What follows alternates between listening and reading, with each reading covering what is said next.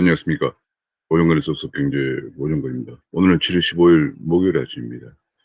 어제 그저께 제가 학회장으로 있는 학교에서 옥샵을 가는 바람에 어제 방송을 하지 못했습니다. 그래서 어제 그저께 그걸 포함해서 중요한 기사를 요약 설명을 드리도록 하겠습니다. 요즘 그 여름 방학이 되다 보니까 저 학회에서 행사들이 많은 것 같습니다. 그럼 제가 준비한 자료를 보시면서 말씀을 같이 나누도록 하겠습니다.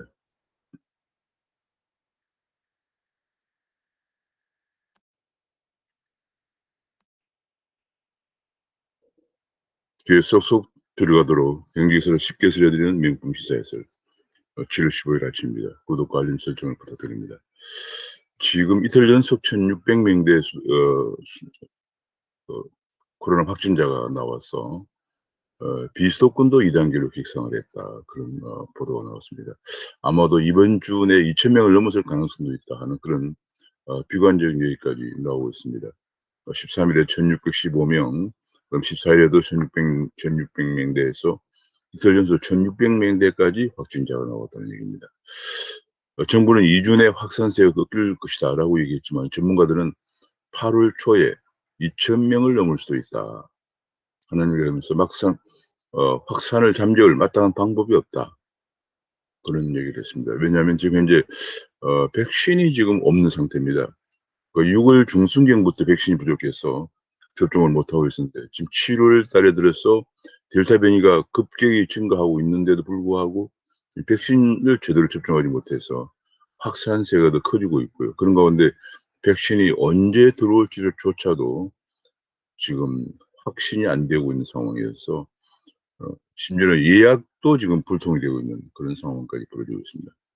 지금 대한민국의 상황이 이게 지금 무슨 굉장히 정말 얼마나 국정을 운영할 수 있는 능력이 안 되는 사람들이 국정을 담당할 때 어떤 일이 발생하는가를 여실히 보여주고 있습니다. 백신조차도 확보를 못해서 못하는 가운데 델타 변이가 계속 확산되고 지금 1600명이 넘어서고 있는데도 백신 접종 또 안 되고 백신 예약도 그러니까 백신이 없기 때문에 받지도 못하는 이런 상황이 발생을 하고 그런 가운데 더위는 무더위는 계속되어서 지금 현재 엄청난 폭염 속에서 마스크를 계속 끼고 다녀야 되고 그나마 저녁 6시 이후에는 2명 이상 밥도 같이 못 먹는 이런 상황이 계속되는데 그런 가운데 지금 탈원전 때문에 탈원 정책을 계속 전문가들이 반대에도 불구하고 밀어붙이는 바람에 지금 뭐 이 폭염 속에서 대정년 블랙아웃이 올 가능성도 있다라고 해서 정부는 기업가들을 불러서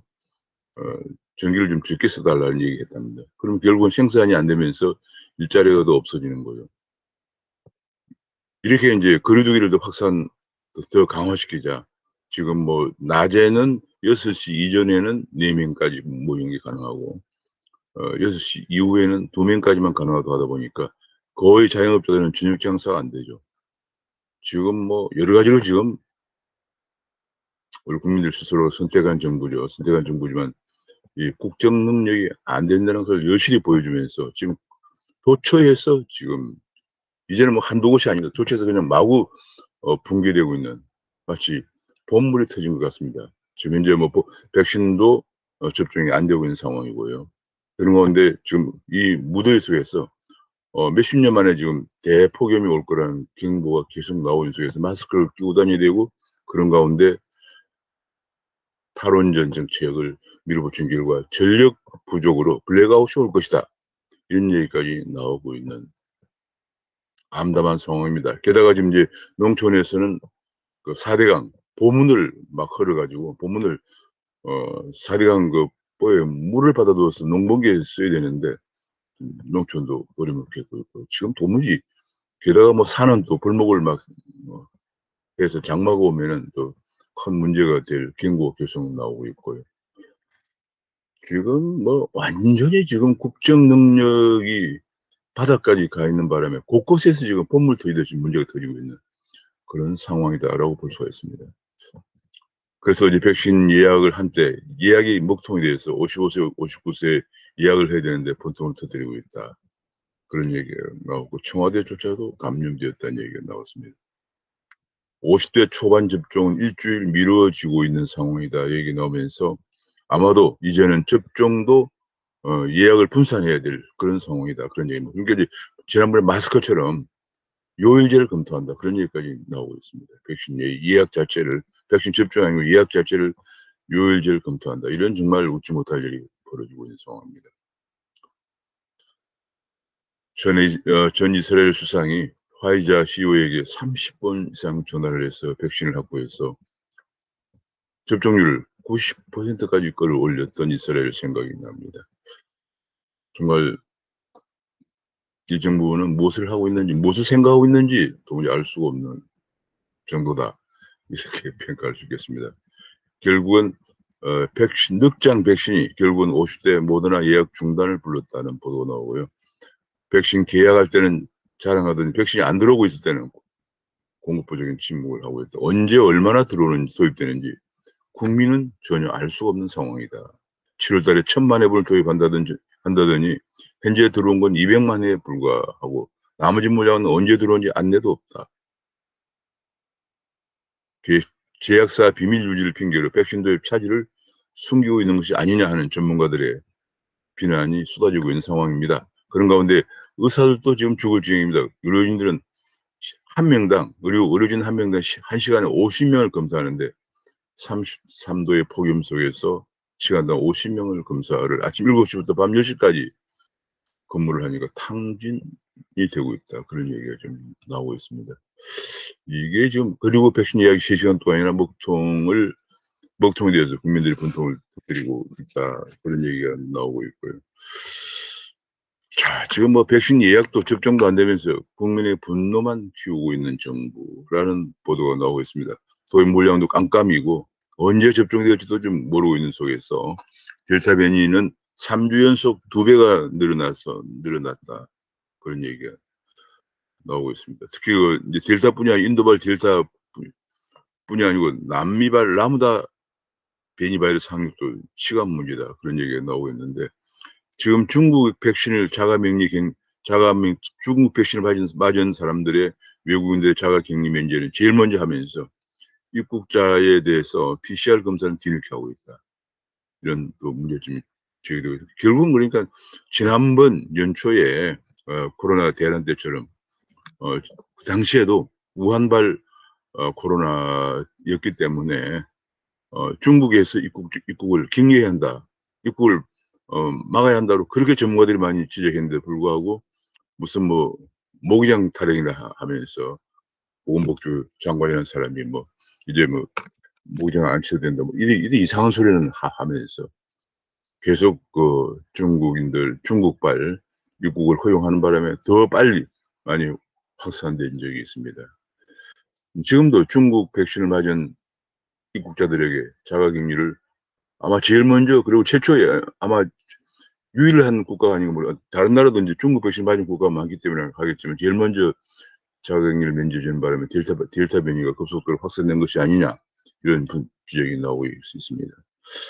결국은 여당 의원조차도 4차 대유행 책임은 정부에 있다라고 이 얘기를 할 정도가 지금 되고 있는데 되고 있습니다. 백신은 예약 중단 상태에서 문 대통령은 잘 되면 내 탓이고 안 되면 모두의 탓이다. 안 되면 국민 모두의 탓이다. 뭐 이런 식의 그 언급에 대한 비난이 쏟아지고 있는 상태입니다. 지금 백신 방역에 결국 방역에 비상등이 켜인 것이 아니냐 이런 지적이 나오고 있고요. 지난 5월 달부터 델타 변이에 대한 전문가들의 경고가 나온데도 이를 무시한 정부가 화를 키웠다는 얘기고요.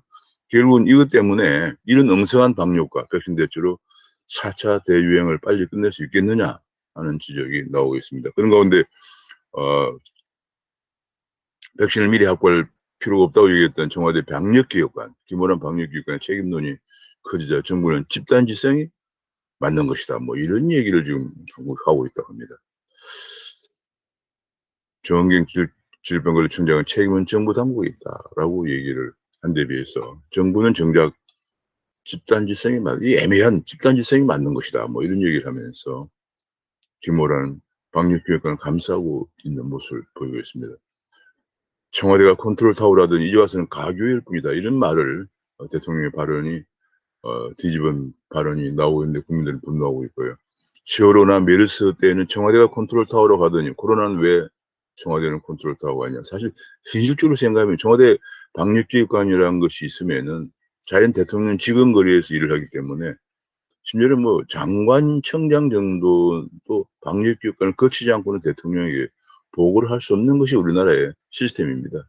그래서 이 자리가 굉장히 중요한데 지금 이거 모든 총체적으로 지금 국정을 뭐 비단 김문환 방역기획관뿐만 아니라 지난번에 청와대 경제수석 뭐 소득주도 승정을 했던 경제수석 지금 기대 원장을 가야죠. 그 외에 뭐 여러 지금 분야에서 국가의 국정을 담당할 능력이 안 된 사람들이 앉아 있기 때문에 지금 총체적으로 좀 난국을 보이고 있는 그런 상황입니다. 게다가 지금 재난지원금에 대해서 세수를 억지로 늘려서 2차 33조 추경 외에도 4조 5천억을 더 증액하자. 그러니까 전국민 재난지원금을 주자. 뭐 이런 얘기까지 지금 나오고 있는 그런 상황이고요. 김부겸 총리는 나라 빚을 더 못 늘린다라고 하고 홍남기 부총리도 80% 지원금을 해야 한다고 버티고 있는데 대해서 여당은 재정 독재다 이런 말까지 지금 하고 있다고 합니다.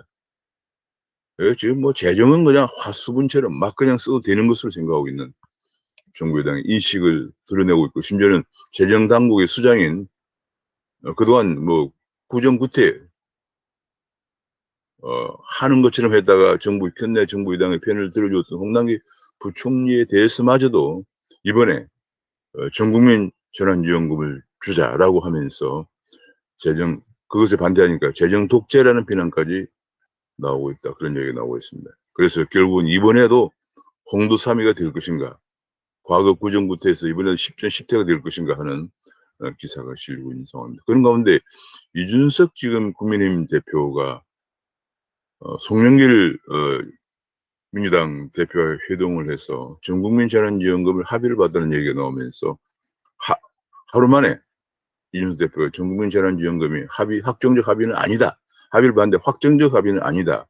라고 발을 빼면서 지금 혼란이 가속되고 있다는 얘기입니다.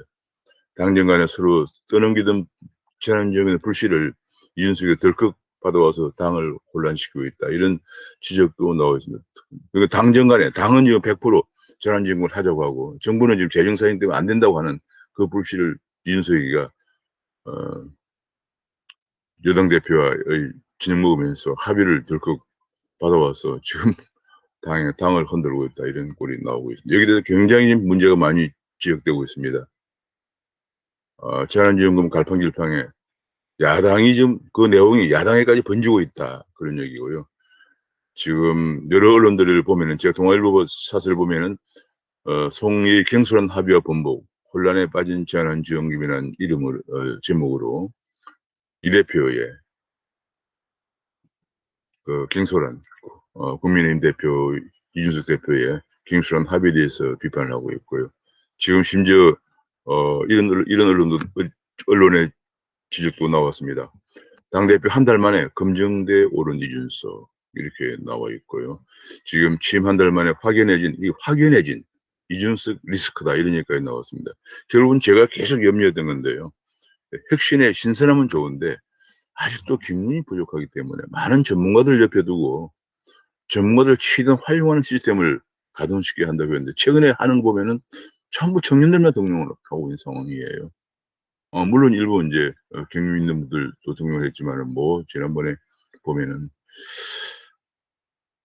지금 결국은 국가를 경영하는 것은 굉장한 경륜이 필요하고 전문적 지식이 필요합니다. 당에도 100명이 넘는 국회의원들이 있고요. 이 중에서 오랜 경험이 있는 분들이 있기 때문에 이런 분들을 옆에 두고 최대한 활용하는 지혜를 보여야 되는데 안타깝게도 혼자 덜컥 합의를 하고 오는 이런 모습을 보이면서 지금 당에 혼란이 가중되고 있습니다. 그래서 이를 갖다가 이준석 리스크 이 부분을 많이 걱정을 해왔거든요. 그래서 혁신을 하면서 대한민국 정치 시스템을 정치의 그 패러다임을 바꿀 수 있는 희망을 주는과 동시에 경륜 부족에 따른 문제를 경륜이 있는 분들의 의견을 언제나 청취하면서 그런 조직적으로 그런 걸 만들어야 돼요. 당내 전문가 또 당내 전문가들 조직적으로 여러 분야별 위원회 심지어는 제가 저는 방송을 통해서도 여러 차례 영국의 섀도우 캐비넷, 야당 시절에도 그런 섀도우 캐비넷 같은 것을 예비 내각이죠. 만들어서 운용해서 해야 된다라고 얘기했습니다마는, 그래서 그런 실수를 줄여야 한다라고 수차례 얘기했습니다. 지금 영국에서 흔히들 이준석 대표가 등장했을 때 비유했던 영국의 그 젊은 수장 같은 경우 전부 섀도우 캐비넷에서 일을 했던 사람들이에요. 이게 좀 큰일 났습니다. 그래서 지금 제가 보니까 느낌표로 출발한 이준석이 한 달 만에 물음표로 돌아오고 있다. 정말 오히려 당대표가 대선 리스크가 될 수도 있다는, 게다가 뭐 통일부 폐지까지 그냥 들컥들컥 얘기합니다. 제가 늘 걱정했던 게, 저 분야에 많은 사람들이 이준석 대표의 신선함과 핵심은 좋은데 그냥 말을 좀 신중하게 하게 차분하고 신중하게 하지 않는 그런 문제점이 이번에 역시 문제점으로 드러나고 있습니다. 다시 한번 제가 옛날 그 정약용의 생각이 떠오릅니다. 정약용의 사의, 네 가지 경계해야 할 것 중에 하나가, 네 가지 경계해야 할 것 중에 하나가, 생각은 첫 번째가 용무는 단정하게 해야 한다. 마음은, 생각은 담백하게 해야 된다. 용무는 단정하게 해야 된다. 그다음에 말은 무겁게 해야 한다. 말은 신중하게 해야 한다. 행동은 무겁게 해야 한다. 이런 얘기를 했거든요. 그러니까 생각과 말을 신중하게 할 필요가 있습니다. 이 당대표가 되었기 때문에 그냥 언론에 나와서, 그냥 TV에 나와서 그냥 얘기하는, 속사포처럼 얘기하는 그런 태도로는 안 됩니다. 항상 한 번 더 생각하고, 전문가들의 의견을 듣고 한 번 더 생각하고 신중하게 하는, 이게 잘못하면 대선 대표 자체가 대선 리스크가 되면 큰 문제죠. 제가 이 부분을 가장 걱정해 왔었는데 지금 한 달 만에 이런 문제가 대두가 되고 있다는 게 안타깝습니다. 조선일보는 심지어는 이준석의 전 국민 재난지원금 덜컥 합의를 실수로 넘길 일이 아니다. 이게 시스템적으로 이 부분을 고쳐야 된다는 얘기죠. 사상 첫 30대 대표로 바람을 젊은 바람을 일으켰지만은, 일으키고 뭐 여러 가지 최소 선급이나 자전거 출근 이런 파괴 인사, 또 대선 선출 배틀 토론도 신선함 보여줬지만은, 국가 운영이라고 하는 것은 좀 더 신중한 검토가 필요한 것입니다. 이런 일이 가볍게 넘어갈 일이 아니다. 실수가 잦으면 무능이 된다. 실수가 잦으면 대선에 오히려 리스크가 된다는 이런 지적을 예사로 넘기면 안 되겠습니다. 지금 심지어는 당 철학, 우리가 전 국민 재난지원금은 안 된다. 제 돈을 막 푸는 건 안 된다고 하는 당 철학을 붕괴시키는 것이냐. 이건 올건이다 하는 이런 얘기까지 당내에서 지금 나오고 있는 데 대해서, 더구나 또 좀 더 나간 어이가 없는 발언은, 재난지원금은 대표가 판단할 사안이다. 철학 붕괴라는 말은 더 조심해야 돼. 이렇게 더 나오고 있어요. 어떻게 재난지원금이 대표가 판단할 사안입니까? 당에서 전체적으로 전문가들의 의견을 들어서 합의를 보고 최고위에서 논의하고 이렇게 해야죠. 대표가 판단할 사안이다. 이런 말을 또 경솔하게 더 한 걸음 더 나아가서 다른 사람들이 입을 닫게 하면은 안 됩니다. 최근에 이제 집값이 계속 많이 오르고 있습니다. 특히 그 노도강, 지금 이제 노도강 쪽에 노원구 도봉구 강서구를 강북구를 노도강이라고 그러죠. 노도강이 아파트 값 상승률이 1일 3일 기록하고 있다. 지금 뭐 엄청나게 집값이 오르고 있고, 집값뿐이 아닙니다. 전세값이 폭등을 하면서 물량조차도 시가말하고 있다. 임대차 3법을 폐지했는데 정부의 주택 정책에 지금 대실패가 지금 여전히 그 후유증이 보통이 아닙니다. 그러자 지금 덜컥 재건축 2년 실거주 의무를 폐지한다고 백지화한다라고 해서 1년 만에. 그러니까 재건축 집주인의 실거주 의무를 하다 보니까 전세 매물이 나오지 않으니까 이제 덜컥 그냥 백지화한다 얘기합니다. 그러면 그동안에 그 재건축 실거주 의무를 지키느라고 집을 팔고 그 집에 들어갔다든지, 또 해외에서 그것도 빨리 귀국했다든지 여러 가지 그런 문제가 많이 생기고, 또 심지어 거기 쫓겨난 돈까지 주고, 돈까지 줘서 세입자를 내보냈던 이런 일들 다 어떻게 할 것이냐는 얘기예요. 전세 난민을 만들고 덜컥 백지화하는 이 국민 피해가 대체 몇 번이냐. 제가 앞서 서두에 말드렸지만 국정 능력이 안 되는 사람들이 온갖 곳에서 지금 문제가 5년 차 되니까 드러나고 있습니다. 세입자는 쫓겨나고 집주인은 생이비를 하고 쑥대밭을 만들어 놓고 세금만 엄청나게 걷어들이고 실거주 인연을 1년 만에 백지화시키는. 집주인이나 세입자가 모두 패닉 상태에 빠져 있다. 그런 얘기가 나오고 있습니다. 임대차 3법 1년 깡통 전세를 내버리는 세입자. 그리고 전월세값이 계속 오르기 때문에, 그리고 계속 서울을 에서 외곽으로 쫓겨나고 있는 상황이죠. 전세값이 조금이라도 싼 데로 옮기기 위해서. 그래도 계속 집값이 또 오르면서 깡통 전세. 잘못하면 집값 정도 수준의 전세값이 올라서 나중에 잘못하면은 전세금을 받을 수도 없는 상황이 될 수도 있을 정도로 전세값이 올라가고 있는, 그걸 깡통 전세라고 그러죠. 깡통 전세에 내몰리고 있는 세입자들이란 기사가 나오죠. 게다가 재산세만 계속 오릅니다. 예를 하나 들어서 아침에 보도가 된 건데요. 송파구 33평의 경우에 2017년에 68만 원이던 재산세가 지금 179만 원까지 2.6배 올랐다는 얘기예요.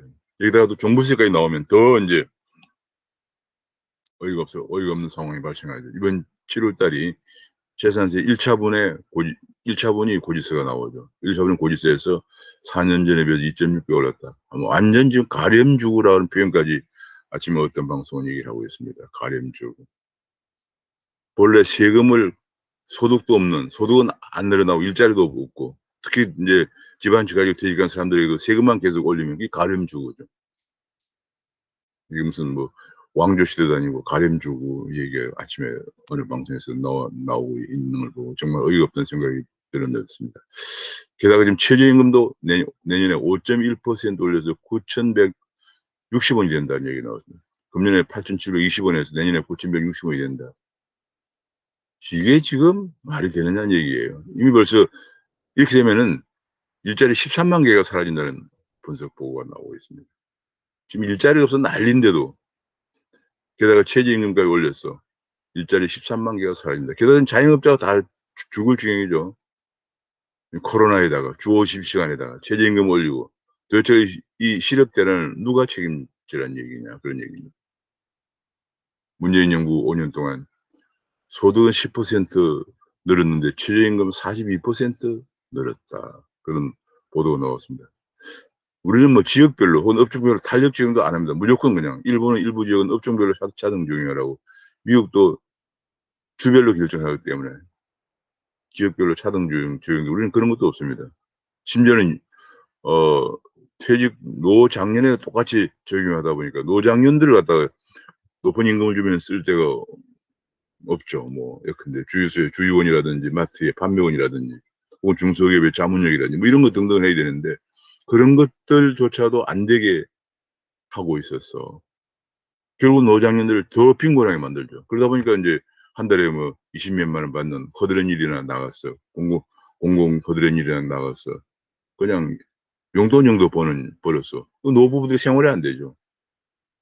지금 뭐 다 아이들 키우고 아이들 출가시키고 퇴직하고 나면 그저 잘해야 그것도 잘해야 집안치 가지고 퇴직했는데, 그리고 어디 가서 좀 노부부들의 생활비를 좀 벌어야 되는데 비탄력적인 무조건 획일적으로 적용되는 최저임금 때문에 노인들이 돈을 벌 데가 없습니다. 이렇게 만들어가고 있는 상황입니다. 그리고 정부에서 세금으로 한 달에 24만 원씩 나와서 뭐 쓰레기를 줍거나 아니면 지하철에 이렇게 뭐 그냥 서 있습니다. 깃발 들고. 그러면 뭐 한 달에 20몇만 원 주는데 그걸로 뭐 용돈밖에 안 되는 거죠. 죽지 못해 나가는 거죠. 이제 최저임금 올라가니까 소주나 맥주 자판기까지 나왔다고 합니다. 이제 유통업계는 무인화를 서두르고 있고 일자리는 더 없어지는 거죠. 지금 이번에 5.1% 인상은 코로나 끝난 뒤에 경제가 정상화될 걸 가정했다. 뭐 이런 얘기까지 지금 그 가정 자체가 지금 델타 변이 바이러스가 기승을 부리고 있어서 경기가 더 위축되고 있는 속에서 이런 얘기를 했다는, 이런 기준을 했다는 자체가 도무지 어이가 없습니다. 당장 문을 닫을 판인데 내년 경기 회복을 고려했다. 이게 말이 되느냐는 지적도 나오고 있고요. 이제 뭐 다 망하면, 자영업자들 망하면 일자리 있겠느냐 하면서 지금 자영업자들이 저녁 장사도 못하게 해놓고 최저임금을 5.1% 인상하면 결국은 장사를 접고 싶다 그런 얘기죠. 심지어는 최저임금이 한 190만 원에다가 게다가 인제 최저임금에 포함이 안 되는 여러 가지 식비, 부식 이런 거 합하면은 알바가 260만 원 정도 가져간다고 그래요. 편의점 근데 편의점 사장은 220만 원밖에 벌지 못하니까 그냥 '알바하는 게 낫겠다.' 이런 사조의 얘기까지 울분스럽게 얘기가 나오고 있는 가운데 2018년에 166만 명이던 고용원이 있는 자영업자는 지금 128만 명으로 줄었습니다. 그러니까 거의 40만 명이 줄었다는 얘기죠. 이 정도 일자리를 계속 파괴되고 있는 거예요 지금.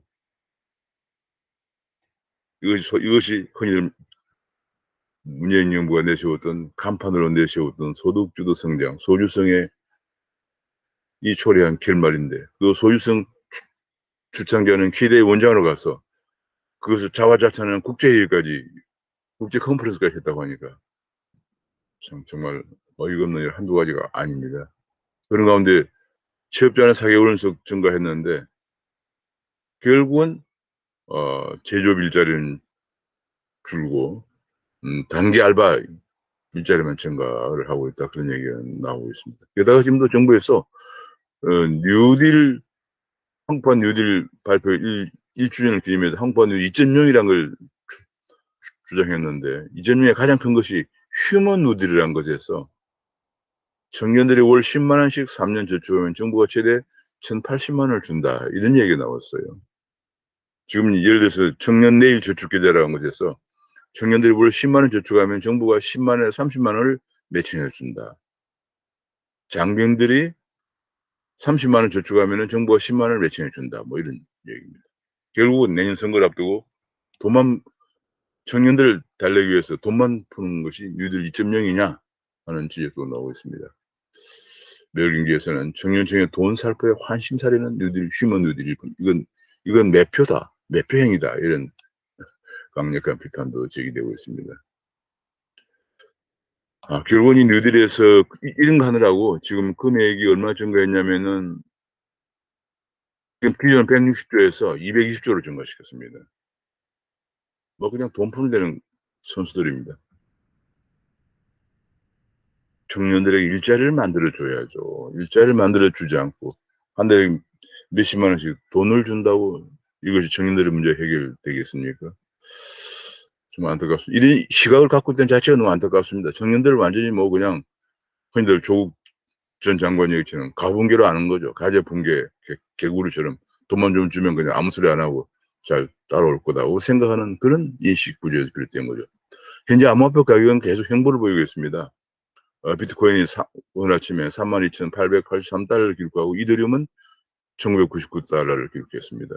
계속 지금 현재 보면은 5월 중순 이후에 계속 횡보를 보이고 있는 모습을 알 수가 있습니다. 국내에서도 좀 소폭 올랐습니다만 여전히 횡보를 보이고 있습니다. 지금 현재 국내에서 비트코인은 3,877만 원을 기록하고 있는 상황입니다. 정부에서는 지금 잡코인이라고 말을 붙였고요. 잡코인의 상장 폐지에 이어서 코인 예금도 위축시키고 있다. 그런 얘기가 나왔습니다. 가상자산 사업자, 거래소죠. 거래소들의 평가 가이드라인이 은행연합회에서 나왔는데 지금 이것이 뭐 과연 실효성이 있는 가이드라인이냐 하는 것도 지금 의문이 제기되고 있고요. 이 평가를 통해서 그 거래소가 많이 문을 닫게 되면은 자연적으로 코인들이 상장 폐지가 되고 그 폐지가 되겠죠. 은성수 위원장은 금융위원장은 암호화폐 578개를 분석 중이다. 지금 암호화폐를 그동안에 너무 지난 문재인 정부 들어서 방치해왔기 때문에 아무것도 아니다. 박상기 법무장은 돌덩어리다. 뭐 이런 얘기를 하면서 방치해왔기 때문에 한마디로 무자격 코인들이 남발되고 또 무자격 거래소도 그야말로 난립되면서 여기에 투자한 투자자들이 엄청난 피해가 예상되고 있죠. 그거 지금 현재 뒤늦게서 578개를 분석 중이다.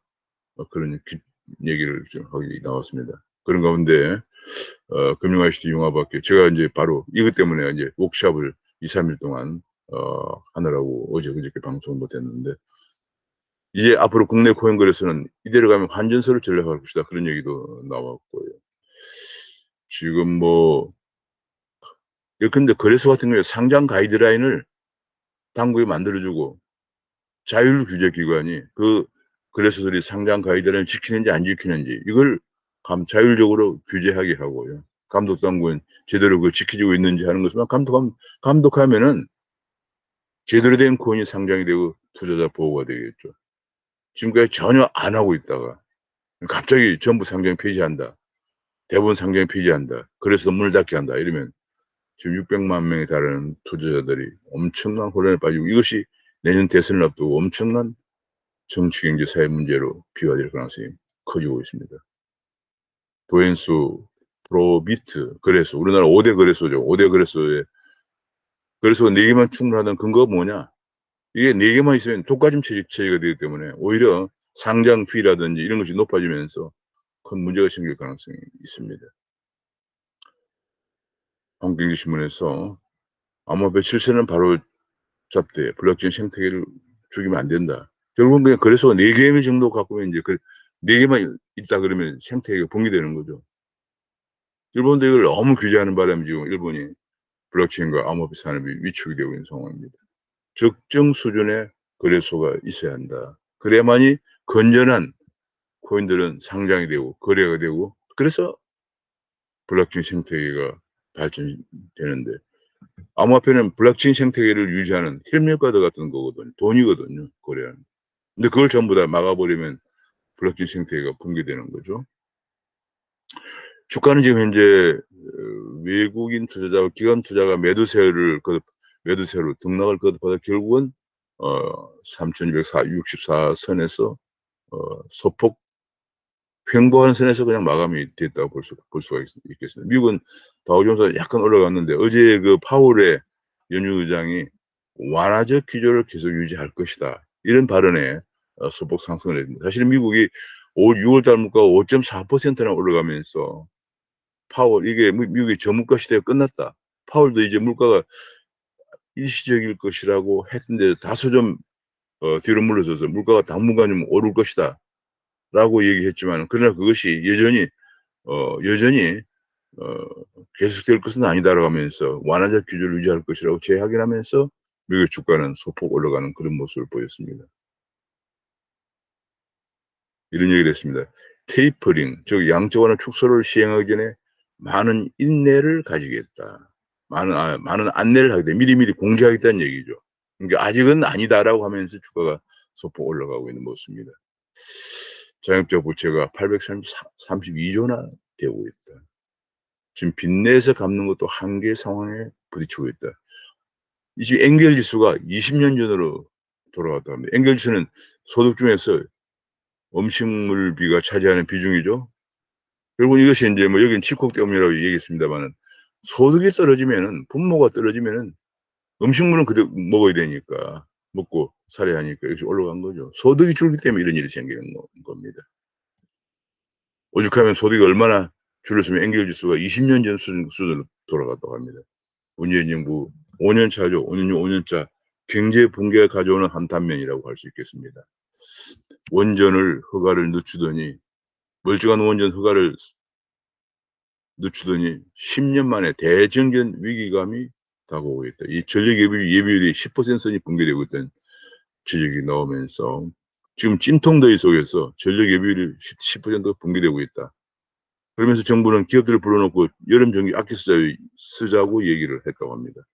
그게 뭡니까? 기업들이 생산 활동을 중단하거나 축소하라는 얘기죠. 그러면 결국 일자리가 더 없어지는 거죠. 잘못된 탈원전 정책이 가져오는 초래한 결과라고 아니할 수 없습니다. 그런 가운데 다음 주부터 열돔의 가치를 한반도 3년 전에 최악의 폭염이 다시 올 가능성도 있다. 2018년 기록적 폭염 때와 너무 닮았다는 얘기가 나오는데 지금 전력은 대정전 상황으로 가고 있고요. 방역은 안 돼서 이 더운데 마스크를 쓰고 다녀야 되고 국민들의 짜증이 극에 달하고 있습니다.